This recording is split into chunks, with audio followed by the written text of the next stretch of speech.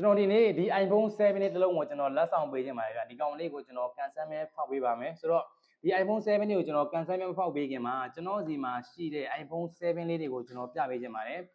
iPhone 7လေးတွေကအရင်တော့ကျွန်တော်စီမှာဆိုအလုံး60 90လောက်ရှိတယ်အခုလက်ရှိတော့ကျွန်တော်စီမှာအလုံးကတော်တော်လေးကိုနည်းနေပြီဗျနော်6လုံး9လုံးတော့ပဲရှိတော့မယ်ဆိုတော့ iPhone 7ကကျွန်တော်တို့ဘာတွေသုံးလို့ရလဲဆိုတော့အခုလက်ရှိကျွန်တော်တို့ပြထားတဲ့အတိုင်းပဲကျွန်တော်တို့ Facebook TikTok Messenger Viber Telegram ကျွန်တော်တို့ KB Web အကုန်လုံးသုံးလို့ရပါတယ်ပုံမှန် line သုံးဖုန်းပြောတတ်ပဲသုံးကျွန်တော်တို့ဒါ secondary နေနဲ့ပဲသုံးဒီကောင်လေးတွေကကျွန်တော်တို့သုံးလို့ရပါတယ်ဆိုတော့ဒီကောင်လေးတွေကိုကျွန်တော်ဘယ်လောက်နဲ့ရောင်းပေးမလဲဆိုတော့ကျွန်တော်တို့ iPhone 7 No Era Offline ကျွန်တော်တို့ finger pay လုံးလေးတွေကို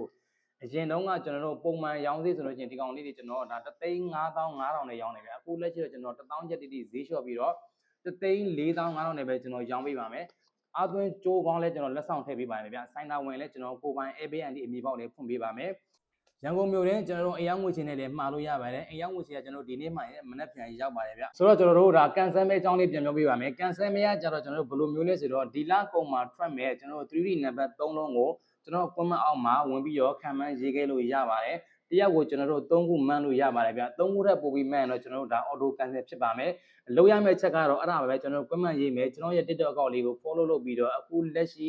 ဗီဒီယိုလေးကိုကျွန်တော်တို့ like လုပ်လိုက်ရင်ရပါမယ်ဗျကဲကျွန်တော်တို့တကယ်အမှန်ကန်ပေးမှာမို့လို့ဝင်ရောက်ကန်ဆယ်ဖို့ကျွန်တော်ပြောချင်ပါတယ်အားလုံးကိုကျေးဇူးများတင်ပါတယ်ဗျ